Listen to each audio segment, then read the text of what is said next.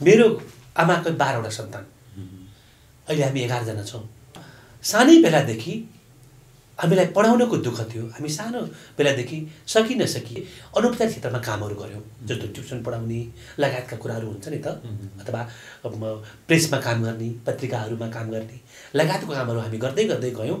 एकजना दाजु पढ्ने, अङ्कल पढ्ने, अनि त्यसले लिएर आएर चाहिँ सानो जागिर खाने, फेरि हामीहरूलाई पढाउने गरेर चाहिँ सानो अङ्कलले त बैदारबाट सुरु गर्नुभयो, हामीहरूले खरदार मुखियाबाट सुरु गऱ्यौँ।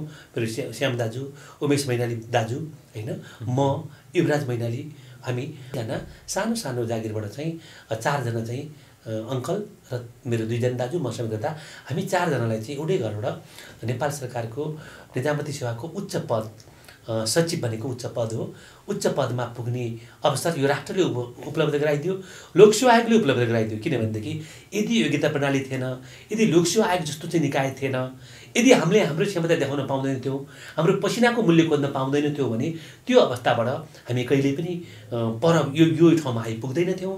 अहिले मेरा भाइहरू पनि चाहिँ 2टा भाइ उपसचिव हुनुहुन्छ, होइन, उनीहरू माथि बढ्दैछन्, जागिरबाट माथि बढ्दैछन्।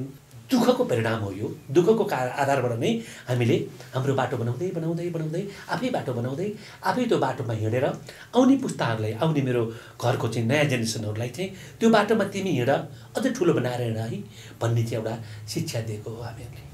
विद्यार्थीको एउटा चाहिँ मैले सित्तैमा डिग्री पाएँ भन्ने उसलाई महसुस हुनुहुँदैन, उसको क्वालिटीको पनि चाहिँ एक्जाम हुनुपर्छ। यसरी शैक्षिक सत्र खेर गइरह्यो भनेदेखि हाम्रा बालबालिकाहरू अथवा शिक्षा क्षेत्रमा काम गर्ने चाहिँ शिक्षक शिक्षिकाहरू, उहाँहरूको भविष्य अथवा अभिभावकमा हुने एक प्रकारको चाहिँ जुन मानसिक तनाव हुन्छ त्यसलाई चाहिँ निराकरण कसरी गर्ने भन्ने सन्दर्भमा शिक्षा मन्त्रालयले केही आधारभूत रूपमा कामहरू गरिरहेको, शिक्षामा केही वैकल्पिक सुधारको कुराहरू माग गर्यो। अब यसले हामी 6-8 महिनादेखि नै एक प्रकारको चाहिँ निषेधाज्ञा कहिले भन्यौँ, कहिले बन्दाबन्दी भन्यौँ, कहिले के भन्यौँ, यस्तो अवस्थामा भइसक्यो। हामीले जिम्मेवारी पाएको बेलामा केही राम्रो कामहरू गर्न सक्यौँ भनेदेखि अथवा बिग्रिन दिनौँ भने पनि, बिग्रिन दिनौँ भने एउटा राम्रो कुराहरू भयो। अलिकति राम्रो कुराहरू गऱ्यो भने आउने दिनमा अर्को व्यक्तिले त्यसलाई चाहिँ केही इँटा थपिदिन्छ। अझ म त के पनि गर्छु त भन्दा साथीहरूले काम गर्न भ्याउनु भएन भनेदेखि मेरो टाइपिस्टले गर्ने काम मैले टाइप जानेको छु आफै गरिदिन्छु, मेरो चलानी पनि कहिलेकाहीँ त म आफै गरिदिन्छु नि त। यतिको दिन यहाँलाई थाहा छ कोभिड भएपछि त्यत्रो दिन बन्द भयो, म मालिका नियन्त्रकको रूपमा कार्यरत थिएँ, एक दिन पनि हाम्रो भुक्तानी प्रणाली रोकिएन। यसो भन्दाखेरि मलाई पनि अलिकति चाहिँ सिरियस हुन मन लाग्छ। किन त भन्दाखेरि हामी निजामती कर्मचारीहरू नराम्रा मान्छे मात्रै सेवाभित्र छैनौँ, धेरै मानिसहरू राम्रा मानिसहरू छौँ, तर त्यो राम्रो मान्छेले अवसरहरू पाएन। म सम्पूर्ण आम अभिभावक, सधैँ अभिभावकहरूलाई र आम शिक्षक साथीहरूलाई र भाइ बहिनीहरूलाई, विद्यालयका भाइ बहिनीहरू सबैलाई मैले के अनुरोध गर्छु त भन्दा चाहिँ हामीले पारित गरेको, नेपाल सरकारले पारित गरेको आकस्मिक शिक्षा कार्ययोजनामा आबद्ध भएर सबैजनालाई चाहिँ यसलाई चाहिँ उपयोग गरिदिनु हुन र चाहिँ आफ्नो भविष्य, बालबालिकाको चाहिँ भविष्य सुनिश्चित गर्ने दिशामा चाहिँ यहाँहरू गइदिनु हुनुको लागि म अनुरोध गर्दछु।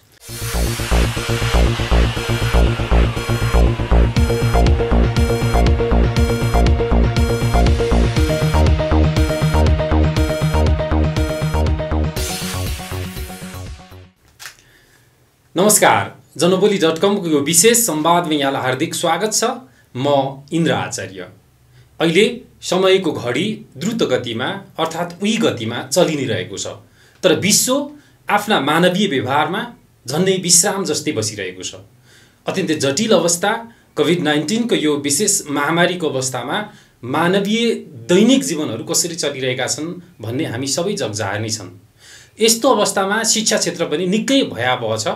हामी यस्ता मूर्धन्य व्यक्तित्व जसको यो देशको लागि उहाँले पुर्याएको योगदानका कारण अब कर्मचारी प्रशासन मात्र होइन, हरेक नागरिकले उहाँको प्रशंसा गर्न जरुर छ। यस्तो उदाहरणीय पात्रलाई आज हामी यो विशेष संवादमा उपस्थित गराउँदैछौँ। उहाँ हुनुहुन्छ शिक्षा सचिव गोपीनाथ मैनाली। हार्दिक स्वागत छ यहाँलाई। हजुर, धन्यवाद, नमस्कार। वास्तवमै म आफै पनि यो क्यामेरा अगाडि तपाईसँग बोल्न पाइराख्दाखेरि म आफूलाई निकै ओजिलो अनुभव गर्दैछु, किनकि यो देशका लागि तपाईले गरेको अनुभव नै आज आम दर्शकहरूलाई सेयर गर्नका लागि हामीले यहाँ उपस्थित गराएका छौँ। म फेरि पनि भन्न चाहन्छु, तपाईले पुर्याएका योगदानहरू हामी क्रमिक रूपमा राख्दै जानेछौँ। सुरुवातमा शिक्षा क्षेत्र अत्यन्तै जटिल छ, धेरै गुनासाहरू छन्। हामीले कसरी राज्यको तर्फबाट सरकारले कसरी काम गर्दैछ, सुरुवातमा थोरै जानकारी दिउँ न। यहाँले ठिक भन्नुभयो। शिक्षा क्षेत्र हाम्रो जनजीवन अथवा हाम्रो चाहिँ जीवन प्रणालीलाई व्यवस्थित गर्ने कुरा, हामीलाई सिप रोजगारीको कुराहरू, सम्पूर्ण भविष्य सुनिश्चित गर्ने कुराहरू सबै शिक्षासँग कुनै न कुनै रूपबाट गाँसिएको छन्। तर अहिले कोभिड-19 पछाडि चाहिँ लगभग जनजीवन स्तब्ध भएको छ।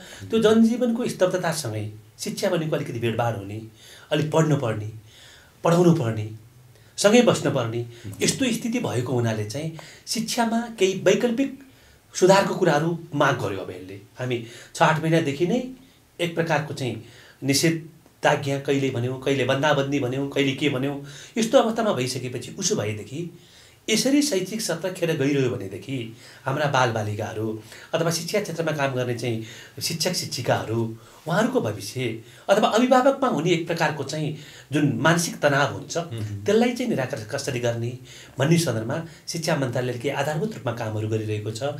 यहाँलाई थाहा छ, हामीले चाहिँ 3 दिन अगाडि एउटा आकस्मिक यो शैक्षिक कार्यविधि भनेर चाहिँ कार्ययोजना भनेर हामीले चाहिँ यो अवस्थामा चाहिँ सिकाइको विधिहरू के हुने, वैकल्पिक सिकाइ कसरी पुर्याउने, अथवा चाहिँ हामीले चाहिँ अनलाइनमा भनेर भन्यौँ। अनलाइनमा हुँदाखेरि चाहिँ एउटा सम्पन्न र विपन्न व्यक्तिको बिचको विभेदहरू त्यसलाई कसरी निराकरण गर्ने, विशेषतः सामुदायिक शिक्षामा रहेका बालबालिकाहरूको सुनिश्चित उहाँहरूको चाहिँ अहिले लगभग यो ग्याजेटहरूमा चाहिँ बढी चाहिँ उहाँहरू चाहिँ एडिक्ट पनि भइसक्नु भएको छ होला। त्यो उहाँहरूलाई कसरी चाहिँ अलिकति चाहिँ अगाडि लिएर आउने भनेर हामीले यो 7 महिनाको शैक्षिक क्यालेन्डरलाई 7 महिनाको शैक्षिक वर्षलाई कायम गरेर चाहिँ हामीले मलाई लाग्छ सामान्य अवस्थामा चाहिँ नयाँ सामान्यकरणमा विश्व जानको लागि केही समय लाग्ला। अझै पनि 1-2 महिना जति त पक्कै पनि चाहिँ यही अवस्था होला भन्ने आधारमा रहेर हामीले एउटा चाहिँ कार्ययोजना लिएर आएका छौँ। यो कार्ययोजनाले चाहिँ सिकाइका विधिहरू परिवर्तन गर्ने एउटा क्लोज सर्किट ग्रुप भन्छौँ हामीले, CUG गठन गर्ने। त्यो CUGमा चाहिँ व्यक्तिहरू चाहिँ एउटा डिजिटल प्लेटफर्ममा जम्मा हुने। अब यो डिजिटल प्लेटफर्ममा जम्मा गर्नको लागि चाहिँ हामीले त्यसको जिम्मेवारी चाहिँ कसलाई दिन्छौँ त भन्दा विभिन्न स्टेक होल्डरहरू हुनुहुन्छ। यो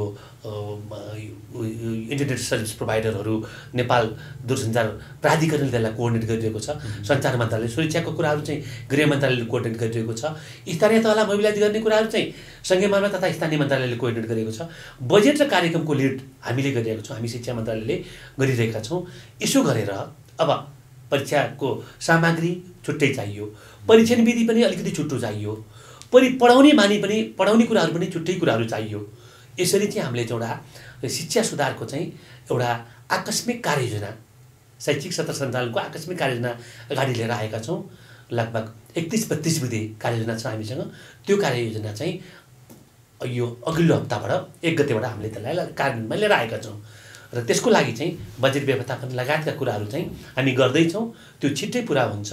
यसको साथसाथै हामीसँग चाहिँ जसरी एसईको परीक्षा ल्याउँ अलिकति लामो अवधिपछि अहिले क्लास 12 कक्षाको चाहिँ परीक्षा लिने, ए लेभलको परीक्षा लिने कुराहरू छ।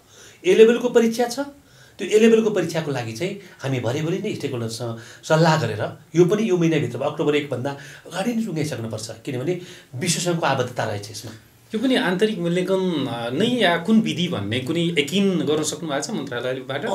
यो ए लेभलको लागि चाहिँ अलिकति चाहिँ हायर लेभलका साथीहरू त्यहाँ रहने, अनलाइन परीक्षा प्रणालीबाट चाहिँ हुने, विश्वभरि एकै दिन एउटै पाठ्यक्रममा हुने भयो हुनाले यसलाई अलिकति सजिलो छ। तर 12 कक्षाको अलिक जटिल छ। 11 भइसक्यो, 12मा चाहिँ हामीले 2-3वटा विकल्प परीक्षा बोर्ड, शिक्षा मन्त्रालय रहेर अरू स्टेक होल्डरहरूसँग रहेर 2-3वटा चाहिँ हामीले चाहिँ विकल्पहरू राखेर त्यसलाई चाहिँ एसीमा हामीले पहिला गरेको उसबाट जाने कि अथवा चाहिँ संक्षिप्त परीक्षा लिने कि अथवा आन्तरिक मूल्याङ्कन अथवा चाहिँ ओपन एक्जामिनेसन घरमै क्वेसन लगेर अथवा चाहिँ अनलाइनलाई अलिकति प्रयोग गर्ने कि अथवा प्रोटोकल सहित यो स्वास्थ्य सम्बन्धी प्रोटोकल मेन्टेन गरेर जाँच लिने भन्ने विषयमा चाहिँ विभिन्न मोडालिटीमा विद्यार्थीको एउटा चाहिँ मैले सित्तैमा डिग्री पाएँ भन्ने उसलाई महसुस हुनुहुँदैन। उसको क्वालिटीको पनि चाहिँ इक्जाम हुनुपर्छ। अभिभावकलाई पनि त्यसको चाहिँ मेरो बच्चाले पढेको ठिक हो भन्ने कुराको चाहिँ यो परीक्षा लिएको कुरा ठिक हो भन्ने कुरा उसलाई पनि एस्योर गर्नुपर्छ र विश्वव्यापी रूपमा मान्यता पनि पाउनुपर्छ। यी सबै कुरालाई ध्यानमा राखेर हामीले 2-3वटा विकल्प 8वटा विकल्प आएको थियो। 3टा विकल्पलाई अलिक बढी एक्सर्साइज गरेर हामी यसलाई छिट्टै नेपाल सरकार मन्त्री परिषदमा चाहिँ निर्णय गरेर यसलाई छिट्टै अन्तिम रूपमा पुर्याउने छौँ। यो मैले अहिले आकस्मिक अवस्थामा शिक्षामा तत्काल गर्नुपर्ने कामहरू मैले ए लेभलको कुराहरू 12को परीक्षाको कुराहरू र चाहिँ उसको कुराहरू चाहिँ मैले आकस्मिक कार्ययोजनाको कुराहरू गरेँ। तर यो बाहेक शिक्षा क्षेत्रमा हामीले गर्नुपर्ने चाहिँ केही नीतिगत परिवर्तन छ। हामी सङ्घीय ढाँचामा गयौँ। सङ्घीय ढाँचामा गइसके पछाडि चाहिँ शिक्षकको दरबन्दी, शिक्षकको चाहिँ त्यही मोनिटरिङ, त्यसको गुणस्तर निर्धारणका लागि चाहिँ अवलम्बन गर्नुपर्ने अरू पद्धतिहरू प्लस अहिले अब सिटिभिटीको अथवा प्राविधिक व्यावसायिक शिक्षाको स्ट्रिममा अलिकति बढी कसरी जाने, किनभने शिक्षाले टेबुल मान्छेभन्दा पनि सिपयुक्त एउटा चाहिँ नागरिक बनाउनुपर्छ, त्यो रूपमा कसरी जाने। म यहाँसँग त्यो विषयमा जाँदै गर्छु। हुन त म यही देशको नागरिक हो, मेरो देशको अवस्था मलाई पनि थाहा छ। तर म यो ठाउँमा बसेर एज अ शिक्षा सचिव नजिक देखिसकेपछि मलाई यो प्रश्न गर्न जरुर देखेँ। किनभने हामी कुनै ठाउँमा जानु पर्यो भने केही दूरीमै पनि हाम्रो टेलिफोनमा समेत बोल्न सक्दैनौँ। हाम्रा भौतिक संरचनाहरूको म कुरा गर्दैछु र हाम्रो भौगोलिक कठिनाइको पनि कुरा गर्दैछु। किनभने हामी 1 घण्टाको दूरीमै हामी के गर्छौँ, कहिले तराई, कहिले पहाड, कहिले हिमाल पुग्छौँ। काहीँ खोज छन्, काहीँ कान्ला छन्, काहीँ पहाड छन्।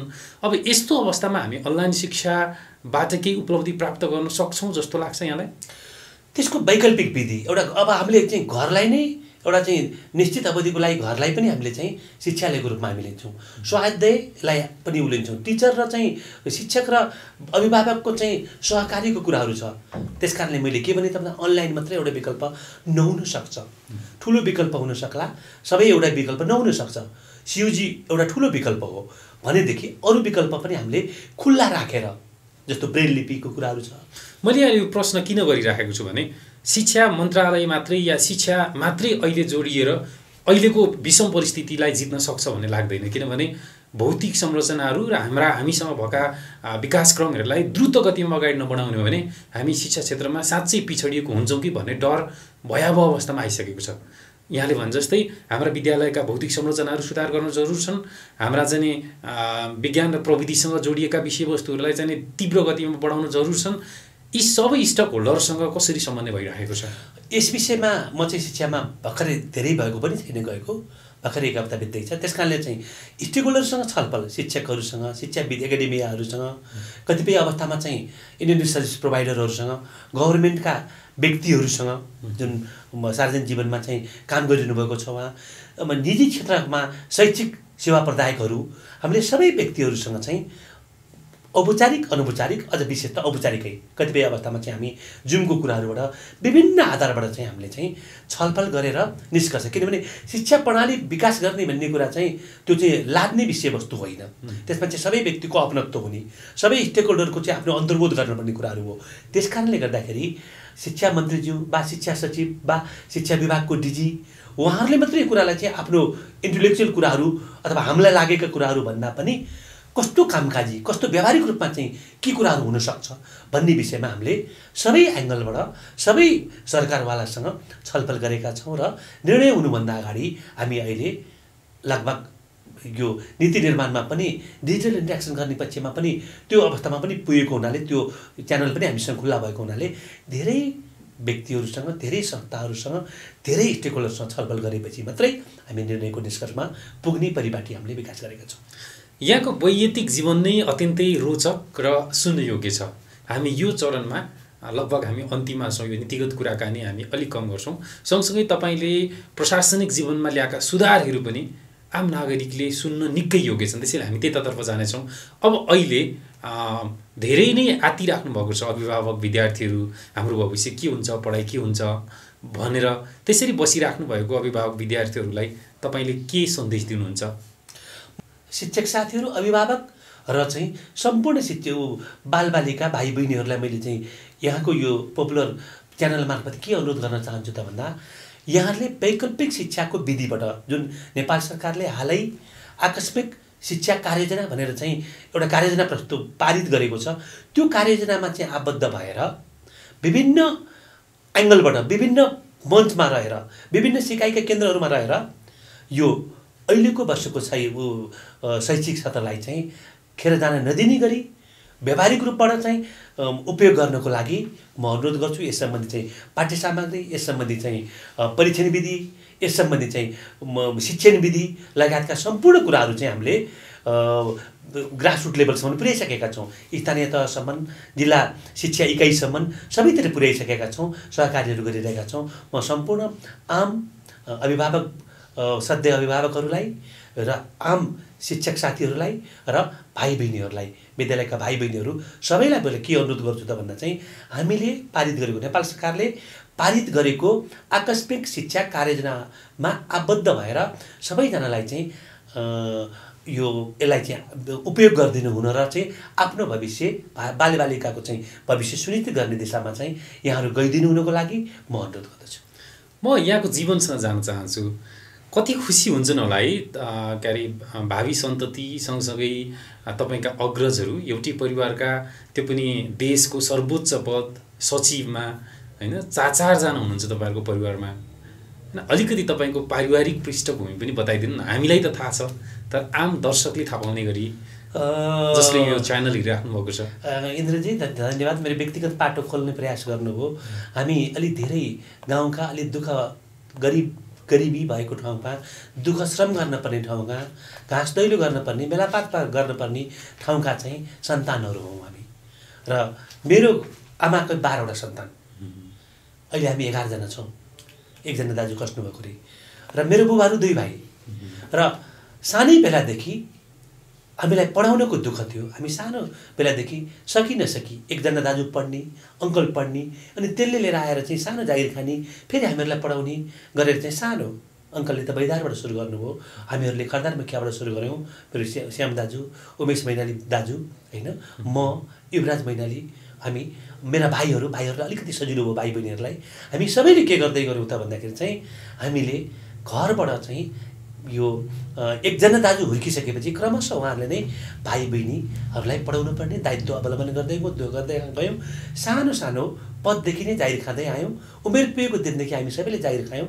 उमेर पुग्नु भनेको चाहिँ सरकारी जागिर खानलाई 18 वर्ष पुग्नुपर्छ, र कतिपय अवस्थामा 18 वर्ष नपुगेको अवस्थामा पनि हामीले अनौपचारिक क्षेत्रमा कामहरू गऱ्यौँ, जस्तो ट्युसन पढाउने लगायतका कुराहरू हुन्छ नि त, अथवा प्रेसमा काम गर्ने, पत्रिकाहरूमा काम गर्ने लगायतको कामहरू हामी गर्दै गयौँ। र सबैजना दाजुभाइ, दिदीबहिनी, दिदीले मेरो जब गर्नुहुन्न, सबैजना सानो सानो जागिरबाट चाहिँ 4जना चाहिँ अङ्कल र मेरो 2जना दाजु मसँग गर्दा हामी 4जनालाई चाहिँ एउटै घरबाट नेपाल सरकारको निजामती सेवाको उच्च पद, सचिव भनेको उच्च पद हो, उच्च पदमा पुग्ने अवसर यो राष्ट्रले उपलब्ध गराइदियो, लोकसेवा आयोगले उपलब्ध गराइदियो। किनभनेदेखि यदि योग्यता प्रणाली थिएन, यदि लोकसेवा आयोग जस्तो चाहिँ निकाय थिएन, यदि हामीले हाम्रो क्षमता देखाउन पाउँदैन थियौँ, हाम्रो पसिनाको मूल्य खोज्न पाउँदैन थियौँ भने त्यो अवस्थाबाट हामी कहिले पनि यो ठाउँमा आइपुग्दैन थियौँ। अहिले मेरा भाइहरू पनि चाहिँ 2टा भाइ उपसचिव हुनुहुन्छ, होइन, उनीहरू माथि बढ्दैछन्, जागिरबाट माथि बढ्दैछन् भनिसके पछाडि चाहिँ एउटा दुःखको परिणाम हो। यो दुःखको आधारबाट नै हामीले हाम्रो बाटो बनाउँदै आफै बाटो बनाउँदै आफै त्यो बाटोमा हिँडेर आउने पुस्ताहरूलाई, आउने मेरो घरको चाहिँ नयाँ जेनेरेसनहरूलाई चाहिँ त्यो बाटोमा तिमी हिँड, अझ ठुलो बनाएर हिँड है भन्ने चाहिँ एउटा शिक्षा दिएको हो हामीहरूले। म यो क्यामेरा अगाडि मात्रै बोल्दै छैन, अघि तपाईँ हाम्रो संवाद हुँदै गर्दा भोलि शनिबार म मेरो ड्राइभरलाई दुःख दिन्न भन्ने आवाज निस्किँदाखेरि मेरो भित्र मनले के भन्दै थियो भने ओहो, कर्मचारी तन्त्रमा पनि यस्ता व्यक्ति हुँदा रहेछन् है। किनभने नेपाली जनताहरूले कर्मचारी भन्ने बित्तिकै नाम खुम्च्याउने अवस्था आइसकेको थियो, होइन। तर तपाईँहरू जस्ता व्यक्तित्वलाई हामीले सेल गर्न सकेको भने, हामी मिडियाले दिन सक्यौँ कि भनेर म आफैले पश्चाताप गर्नुपर्ने क्षण आयो। अहिले सुशासनको क्षेत्रमा के गर्नुहुँदैछ? यहाँले यसो भन्दाखेरि मलाई पनि अलिकति चाहिँ सिरियस हुन मन लाग्छ। किन त भन्दाखेरि हामी निजामती कर्मचारीहरू नराम्रा मान्छे मात्रै सेवाभित्र छैनौँ, धेरै मानिसहरू राम्रा मानिसहरू छौँ, तर त्यो राम्रो मान्छेले अवसरहरू पाएन। हामी धेरै व्यक्तिहरू छौँ जसले निष्ठामा काम गर्छौँ, डिभोसन छ हामीसँग, प्रोफेसनलिजम छ हामीसँग, हामी चाहिँ इन्टिग्रिटीको लेभल पनि हामीसँग राम्रो छ, र हामी सधैँभरि चाहिँ सत्यनिष्ठा सदाचारितामा रहेर हामीलाई दिएको जिम्मेवारी पुरा गर्छौँ। र मैले चाहिँ के भन्छु त भन्दा, अफिसको भोलिको म सचिव हो, भोलि मैले गाडी प्रयोग गर्न पाउँछु, अफिसको काममा मात्रै पास पनि मैले नै इस्यु गर्ने हो, मैले इस्यु पनि गर्छु। मैले जहाँ अफिसको काममा जानुपर्छ भनेदेखि जान्छु, होइन भने आकस्मिक रूपमा बाहेक सरकारी भेहिकल, सरकारी सम्पत्ति, सरकारी साधन प्रयोग गर्न नपरे हुन्थ्यो भन्ने मलाई लाग्छ। र म मात्रै होइन, धेरै यस्तो व्यक्तिहरू हुनुहुन्छ। यस्तो व्यक्तिहरूले के गर्नुहुन्छ त भन्दाखेरि चाहिँ त्यो पब्लिक मनीलाई चाहिँ भ्यालु फर मनी भन्छौँ हामीले, पब्लिक लाइफका सिद्धान्तहरू, सार्वजनिक जीवनका सिद्धान्तहरूलाई अवलम्बन गर्नुहुन्छ। मैले बोल्दाखेरि निजी जीवनमा कसरी बोल्ने, सार्वजनिक जीवनमा कसरी बोल्ने, मैले व्यवहार गर्दाखेरि, मैले खाँदाखेरि, मैले लगाउँदाखेरि। एक दिन म यहाँलाई एउटा सानो कुरा गर्छु। एक दिन चाहिँ मैले चाहिँ अफिसमा मलाई धेरै गर्मी भयो, म अलिकति घाउहरू पनि भएको कारणबाट मैले चाहिँ यो कोट लगाएर गएको थिइनँ। त्यही दिन चाहिँ म योजनामा सहसचिव थिएँ। त्यही दिन सम्माननीय प्रधानमन्त्रीले मिटिङ बोलाइदिनु भयो। मैले चाहिँ कुहिनो देखाएर त अफिस प्रधानमन्त्रीको मिटिङमा जान सकिनँ र म घरमा कोट लिन आउन सक्ने अवस्था रहेन।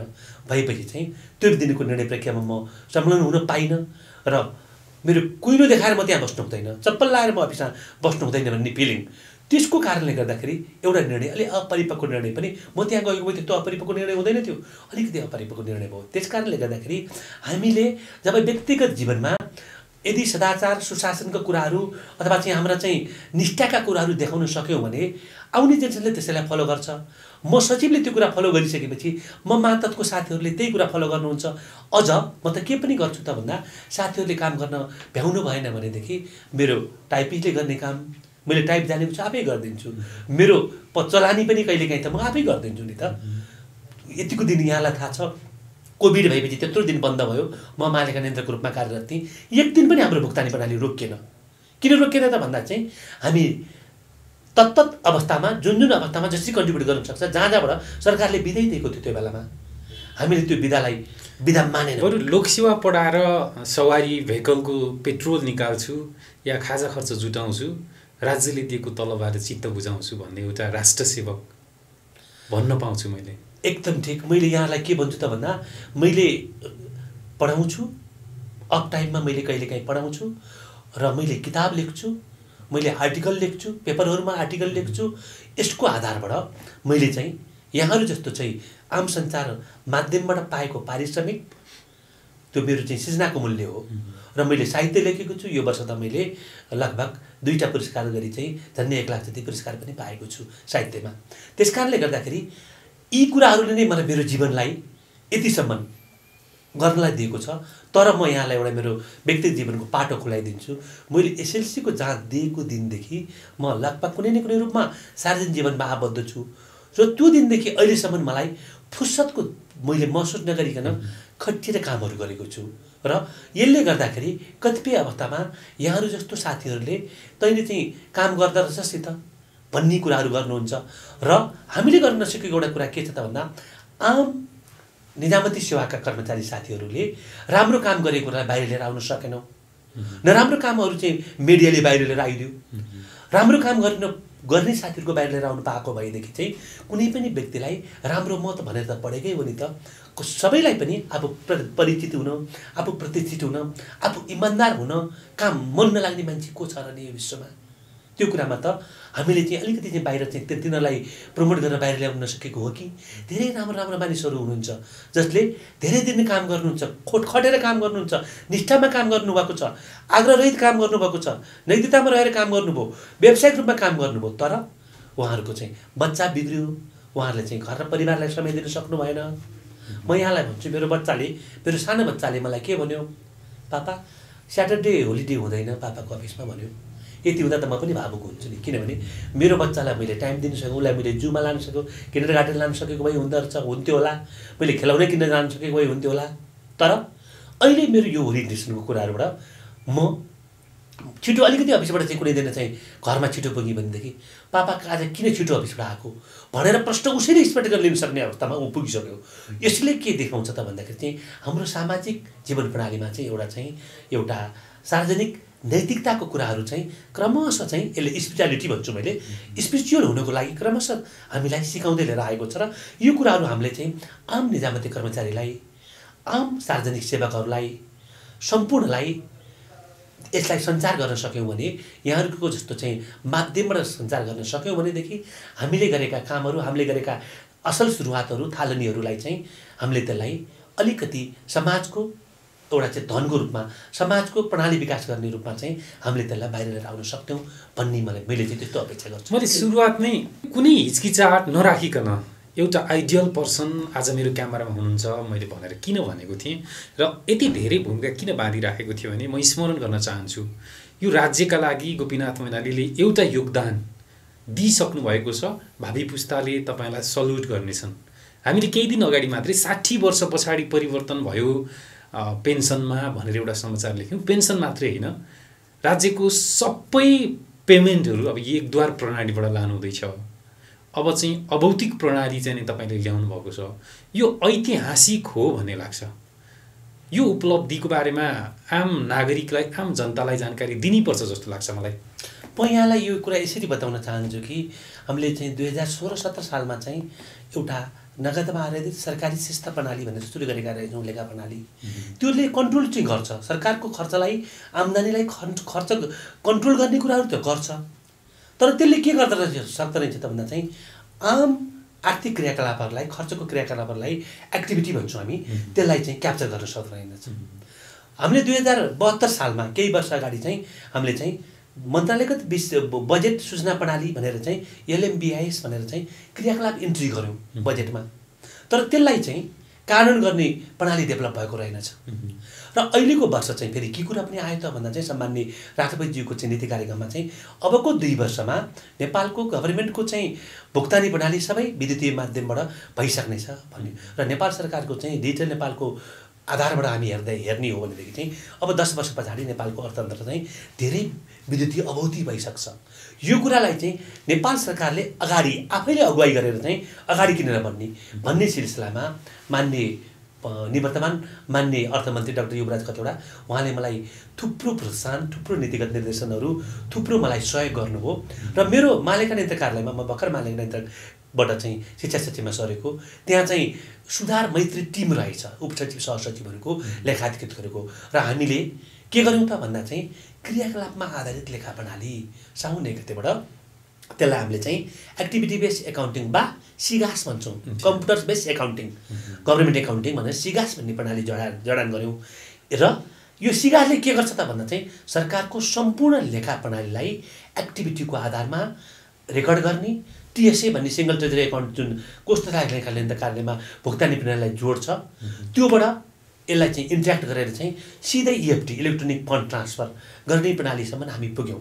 र यसले गर्दाखेरि चाहिँ अनि अर्को यसैसँग जोडेर हामीले के गर्यौँ त भन्दा चाहिँ नेपाल सरकारको सम्पूर्ण सम्पत्तिहरूको अभिलेख पनि स्वचालित ढाँचामा राख्ने कामहरू हामीले गऱ्यौँ। र त्यसको पनि साउन 1 गतेबाट सुरुवात गरेका छौँ। र नेपाल सरकारलाई बुझाउनु पर्ने राजस्व जुनसुकै मुलुकबाट जहाँबाट जसले पनि बुझाउन सकिने गरी यो विभिन्न डिजिटल वालेटहरूको अथवा कार्डहरूबाट अथवा चाहिँ E-ब्याङ्किङहरू विभिन्न माध्यमबाट चाहिँ बुझाउन सक्ने गरी चाहिँ हामीले प्रणाली डेभलप गऱ्यौँ। पेन्सन प्रणाली पनि त्यसरी सुधार गऱ्यौँ, जसले गर्दाखेरि यसलाई चाहिँ 3-4वटा कुराहरूलाई हामीलाई फाइदा बनायो। एउटा भनेको चाहिँ हामीले यसलाई इलेक्ट्रोनाइज गरेर लिएर गयौँ। अलिकति छिटो चाहिँ कोभिड आएको कारणबाट पनि गरेको हामीले आवश्यकता बढी महसुस गऱ्यौँ। एउटा त्यसले चाहिँ यसलाई अलिकति डिजिटाइज गरेर लिएर गयो, एउटा फाइदा त्यो हो। अर्को कुरा यसले चाहिँ ट्रान्सपेरेन्सी PFM भन्छौँ हामी, पब्लिक फाइनेन्सियल म्यानेजमेन्टको सुधारको रणनीतिको रूपमा हामीले त्यसलाई केन्द्रबिन्दुमा राखेर यसलाई चाहिँ व्यवस्थित गर्न, भ्यालु फर मनी पुष्टि गर्ने भन्छौँ हामी। जनताको पसिना 1 रुपियाँ पनि यसरी तिम्रो खर्च भएको छ, यो एक्टिभिटीमा खर्च भएको छ रेकर्ड गर्न सक्ने सिस्टम बसायौँ। यहाँले हेर्न सक्नुहुन्छ त्यो प्रणाली। र अनि अर्को चाहिँ के त रियल टाइममा हामीले सरकारले चाहने चाहिँ डाटाहरू, विभिन्न प्रकारको डाटाहरू, एकाउन्टिङ डाटाहरू, खर्च र आम्दानीसँग रिलेटेड डाटाहरू, धरोडी सम्बन्धी, कोष सम्बन्धी, नगद व्यवस्थापन सम्बन्धी डाटाहरू रियल टाइममा प्राप्त गर्ने अवस्था बनायौँ। यी सबै कुराहरूले गर्दा फ्रड कन्ट्रोल फ्रड यसले अब प्रणालीले नै फ्रडलाई कन्ट्रोल गर्छ। यी सबै कुराहरू हामीले सुरुवात गरेर चाहिँ एउटा ऐतिहासिक जिम्मेवारी, युगान्तकारी घटना नेपालको लेखा प्रणालीलाई हामीले चाहिँ विश्वव्यापी रूपमा चाहिँ एउटा ठुलो चाहिँ कोसेढुङ्गाको रूपमा अगाडि बढाएका छौँ। यसले गर्दाखेरि विकास साझेदारहरूले पनि हामीलाई मुक्त कण्ठले प्रशंसा गरिरहेका छन्। यस सम्बन्धी प्रेरणा चाहिँ मलाई मान्य अर्थमन्त्रीज्यूले गरेको उहाँको गाइडेन्स पनि थियो। म यसरी जान्छु भनेपछि उहाँको मलाई चाहिँ उत्प्रेरणा पनि थियो र मलाई उहाँले सहजीकरण पनि गर्नुभयो, निर्देशन पनि दिनुभयो। उहाँलाई मैले धेरै धेरै धन्यवाद दिन्छु। र अनि अर्को मेरो टिम छ, मैले मात्रै गरेको होइन यो काम, मैले त लिहाजो गरेको, समन्वय गरेको, मेरो चाहिँ समूहले गर्छ सुधार भन्ने कुरा। तर सुधार गर्ने सन्दर्भमा चाहिँ फ्रेस स्टार्ट गर्दाखेरि साथीहरू राम्रा छन् भनेदेखि सजिलै हुन्छ। मलाई त्यस्तो राम्रो साथी पाइ मालेको अब यो सिस्टमले चाहिँ एक क्लिकबाट हाम्रो राज्यको सम्पत्ति कति एउटा नागरिकले पनि हेर्न पाउँछ हो। एउटा fcgu.gov.np मा गएर यहाँले हेर्नुभयो भनेदेखि चाहिँ हाम्रो चाहिँ टोटल सरकारको प्राप्ति कति, टोटल आम्दानी कति, त्यसपछि यहाँहरू चाहिँ लाइन आइटममा गएर अथवा एक्टिभिटीमा कुनै मन्त्रालयमा पसेर हेर्दा जाँदाखेरि चाहिँ सम्पूर्ण कुराहरू चाहिँ हेर्न सक्ने प्रणाली डेभलप गऱ्यौँ। यो चाहिँ असाध्यै मैले चाहिँ के भने त भन्दा आधुनिक वैज्ञानिक लेखा प्रणाली, अन्तर्राष्ट्रिय लेखा प्रणालीका चाहिँ मान्य सिद्धान्तहरूलाई आधारमा रहेर हामीले त्यो कुराहरू गरेको हुनाले चाहिँ एउटा अन्तर्राष्ट्रिय रूपमा देखाउन लायक कुराहरू भयो। पहिले एउटा कुरा कहाँ सानो थप्न चाहियो त भन्दाखेरि चाहिँ यस्तो कुराहरू गर्नको लागि चाहिँ अलिकति चाहिँ हामीले अहिले नगरी कहिले गर्ने, हामीले नगरी कहिले गर्ने भन्ने किसिमको चाहिँ एउटा जुन सोच यहाँहरूले राख्नुहुन्छ, यहाँहरू जस्तो युवाहरूले, त्यो सोचले पनि हामीलाई कता कता चाहिँ खोज्यो। हामीलाई अलिकति सुधार गरेनौँ भने आउने पुस्ताले तिमीले चाहिँ के गर्यौ भनेर अलिकति नैतिक रूपमा हामीलाई चाहिँ अपराधी त ठान्दैन, नैतिक रूपमा जवाबदेहिता लिन सकेनौ भनेर त भन्दैन भन्ने कुराहरू पनि हामीले त्यो बोध गऱ्यौँ। त्यो बोध गरिसके पछाडि चाहिँ हाम्रो पृष्ठभूमिमा 2-3वटा सुधारको कामहरू हामीले राम्रो गरेका थियौँ। जस्तो म योजना आयोग बनाउँदाखेरि हामीले के गरेका थियौँ त भन्दाखेरि चाहिँ पोभर्टी इन्भाइरोमेन्ट इनिसिएटिभ भन्ने एउटा कार्यक्रम सञ्चालन गरेको आधारबाट चाहिँ हामीले चाहिँ क्लाइमेट एक्सपेन्डिचर बजेट कोड बनायौँ, जुन विश्वको चाहिँ नेपाल पायनियर हो। यसलाई चाहिँ विश्वको चाहिँ असल अभ्यासको रूपमा पनि यो युएन सिस्टमले राखेको छ र विश्व विकास सम्मेलनमा यसलाई डिस्प्ले गरेर चाहिँ धेरै देशले अनुसरण पनि गरेको छ। यसलाई धेरै देशले, घाना, बङ्गलादेश जस्ता देशहरूले तत्कालै अनुगमन गरे। नेपाल सरकारलाई चाहिँ ग्लोबल लिडरसिप अवार्ड पनि दिएको छ। त्यस्तै गरी चाहिँ हामीले चाहिँ उसमा चाहिँ मालपोत प्रशासनमा मैले चाहिँ भूमि व्यवस्था सहकारी गरी निर्माण मन्त्रालयको सचिव हुँदाखेरि चाहिँ मालपोत प्रशासन भूमि सुशासनको चाहिँ प्रणाली सुरु गर्ने र एउटा व्यक्तिले जसरी चाहिँ कियोस्कबाट चाहिँ हामीले चाहिँ सामान किन्न सक्छौँ त्यस्तै गरी सम्पूर्ण जग्गाको विवरण हेर्न सक्ने प्रणाली डेभलप गर्ने, डिजिटलाइज गरेर त्यो विषयमा पनि हामीले चाहिँ प्रक्रिया अगाडि बढेको छ। केही सहकारी सुधारको सहकारीलाई स्वयं नियमित हुने किसिमको कामहरू पनि हामीले गऱ्यौँ भनेदेखि चाहिँ यी प्रणालीहरूको आधारबाट हामी के भन्छौँ त भन्दाखेरि चाहिँ र शिक्षा मन्त्रालयमा पहिला मैले रहँदाखेरि चाहिँ एउटा परीक्षा प्रणाली सुधार र चाहिँ यो शिक्षाको दरबन्दी मिलानको विषयमा पनि केही कन्ट्रिब्युट गरेको थिएँ। यस्तो कन्ट्रिब्युट गरिसकेपछि मलाई एउटा चाहिँ आफैलाई स्वयं प्रेरणा पनि के जाग्यो त भन्दा चाहिँ हामीले जिम्मेवारी पाएको बेलामा केही राम्रो कामहरू गर्न सक्यौँ भनेदेखि अथवा बिग्रिन दिनौँ भने पनि बिग्रिन दिनौँ भने एउटा राम्रो कुराहरू भयो। अलिकति राम्रो कुराहरू गऱ्यो भने आउने दिनमा अर्को व्यक्तिले त्यसलाई चाहिँ केही इँटा थपिदिन्छ।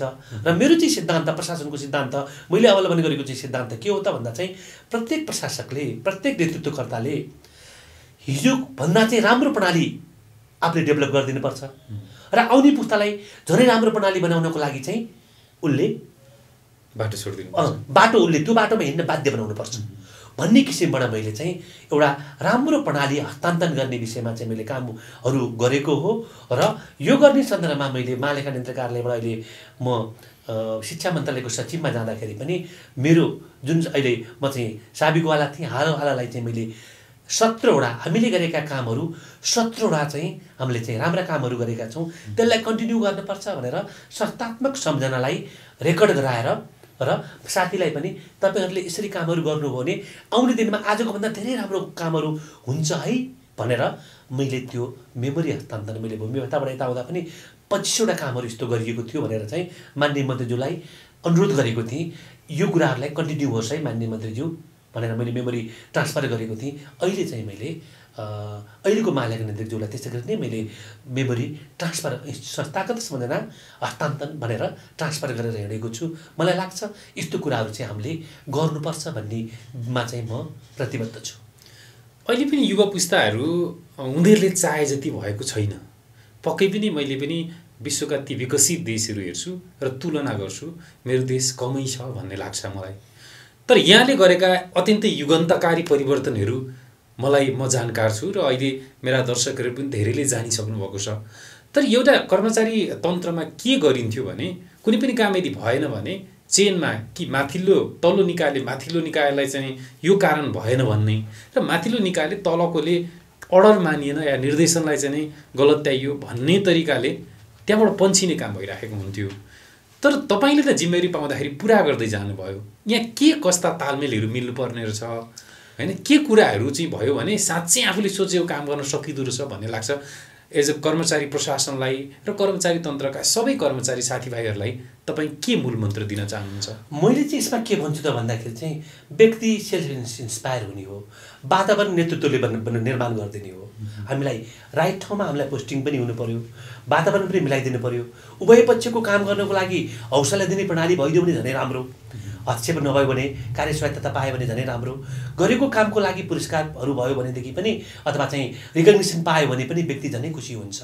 तर मैले चाहिँ के देखेँ त भन्दाखेरि चाहिँ जब मैले कोरियामा मैले केही अलिकति लामो समय तालिममा जाने अवसर पाएको थिएँ, त्यो कोरिया चाहिँ नेपालभन्दा निकै गरिब देश रहेछ। उसले 60को दशकबाट चाहिँ विकासको यात्रा सुरु गर्दाखेरि चाहिँ नेपालै जस्तो हालतमा रहेछ हो।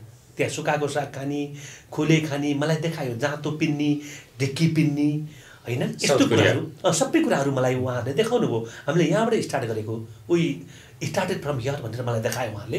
र तपाईँहरूले कसरी यो कामहरू गर्न सक्नुभयो भनेर मैले उहाँहरूलाई भन्दा के भन्नु भन्दै चाहिँ जब हाम्रो मन दुख्छ, मन दुखेपछि काम गर्न सकिन्छ भनेर भन्नुभयो मलाई उहाँहरूले होइन। र तिम्रो देशमा सार्वजनिक जीवनमा अवलम्बन गर्ने व्यक्तिले, सार्वजनिक जिम्मेवारी लिने व्यक्तिहरूको मन दुख्यो भने काम गर्न सकिन्छ, मन दुख्नुपर्छ। उहाँहरूलाई जापानले थिचोमिचो गरेको, दोस्रो विश्वयुद्धमा चाहिँ चेतविचेत भएको, उत्तर कोरिया टुक्रिएको, यस्ता पीडाहरू रहेछन्। र सबै यङ्गर व्यक्तिहरू चाहिँ कि जर्मनीमा कि इरानमा वैदेशिक रोजगारमा गएको पीडाहरू रहेछन्। यो पाक चुङ हीको समयको इतिहासको कुरा हो यो। भनिसके पछाडि चाहिँ उसो भए हामीलाई पनि त्यो दुख्नुपर्छ। कता कता चस्सो दुख्यो। फेरि म जिल्लातिर कामहरू गर्नमा चाहिँ हिमाली जिल्लाको स्थानीय विकास अधिकारीहरू भएर बसी मैले चाहिँ विभिन्न जिल्लाको अनुभव प्राप्त गर्ने सन्दर्भमा नेपालको जनजीवन, नेपालको गरिबी, नेपालको वस्तुस्थिति, नेपालको रीतिथिति, हाम्रा दुःख पीडाहरू, हामी स्वयं पनि पाहाडको उबड खाबड डाँडा काँडा हिँडेका मानिसहरू, हामी दुःख पाएका मानिसहरू हौँ। अब यो दुःखबाट मुक्ति गर्नको लागि चाहिँ के गर्नुपर्छ त? कम्तीमा मैले गर्ने ठाउँमा चाहिँ केही राम्रो कामहरू अथवा केही गर्नुपर्ने, राम्रो काम भन्दिनँ मैले, फेरि गर्नै पर्ने कामहरू पनि गर्न सकेको छैन होला, गरेको हो। अहिले पनि यहाँले भन्नुभएको जस्तो कतिपय साथीहरूमा अझ पनि के होला त भन्दा जागिरी मनोवृत्ति, यहाँले कर्मचारी ब्युरोक्रेटिक स्टाइल भन्नुभयो, कर्मचारी तन्त्री शैली अहिले पनि बाँकी छ। अहिले पनि हामी काम पन्छ्याउँछौँ, वाटर डाउन भन्सरमा लाने भन्छौँ। मलाई काम हराइयो भने अर्कोलाई हराउने, उसले सहयोग गरे भने हुन्छ, दसैँपछि गरौँला, इन्डिभिजुअल क्लक इफेक्ट भन्छौँ, दसैँपछि गरौँला, तीजपछि गरौँला, अथवा चाहिँ चाडपछि गरौँला, अथवा कोरोनापछि गरौँला, यस्तो भन्ने कुराहरू छ। जब एउटा लिडरसिपले अथवा चाहिँ एउटा व्यक्तिले यो कामहरू गरौँ भनेर संस्थामा क्रिएटिभ टेन्सन अथवा सृजनात्मक तनाव त्यहाँभित्र हुल्दिन्छ, अनि त्यसपछि सुधारमा व्यक्तिहरूको चाहिँ लगाव र सुधारप्रति व्यक्तिहरू स्वयं परिचालित हुने कुराहरू हुन्छ। त्यस पछाडि चाहिँ सुधारले चाहिँ वास्तवमा कहिलेकाहीँ असफल भइन्छ।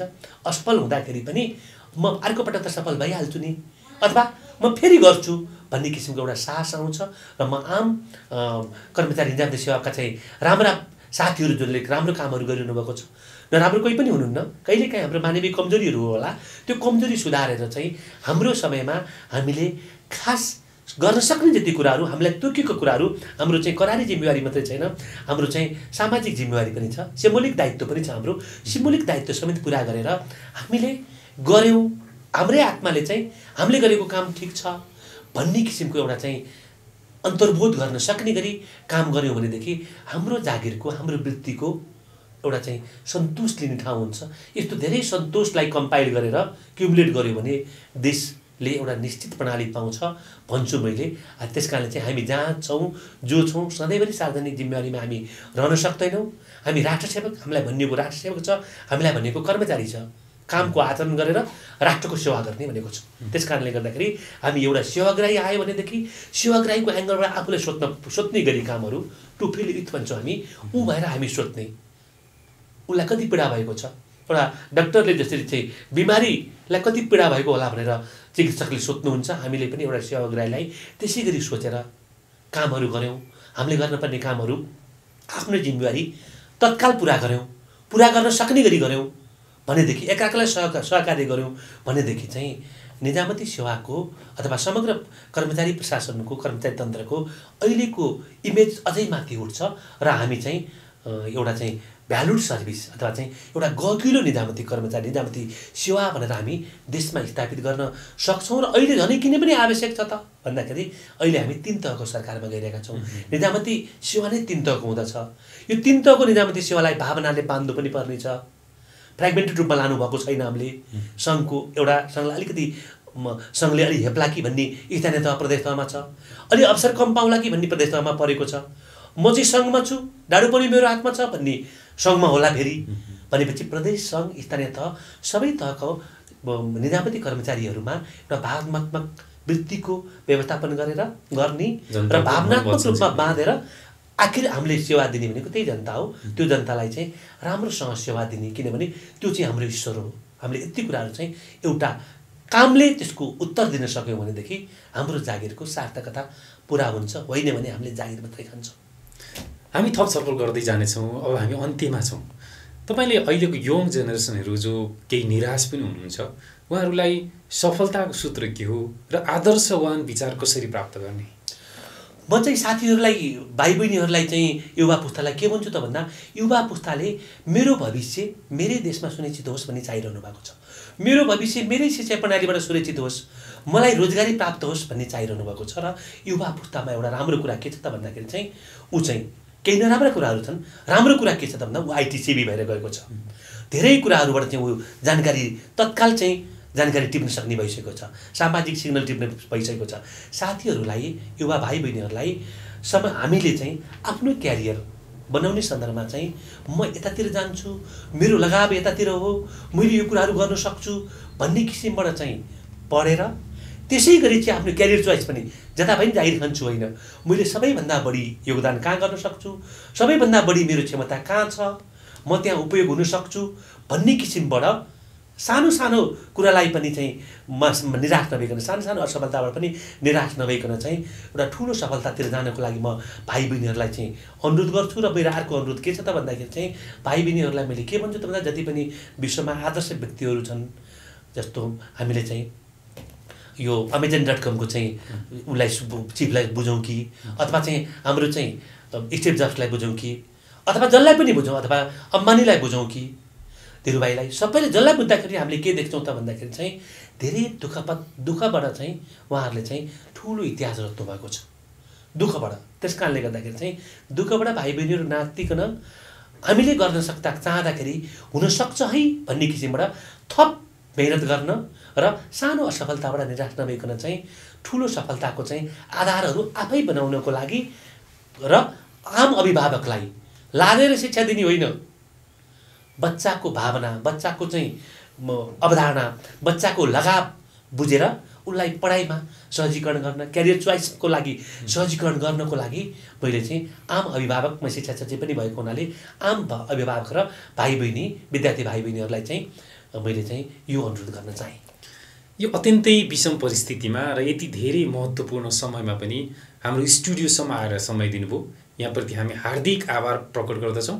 र सँगसँगै फेरि पनि यस्ता संवादहरू र आम दर्शकहरू बीच तपाईँका यी मनोभावनाहरू पुर्याउने अवसर फेरि पनि दिनुहुन्छ भन्ने अपेक्षा गर्दछौँ र आजलाई हामी हार्दिक आभार व्यक्त गर्दछौँ यहाँप्रति। धन्यवाद।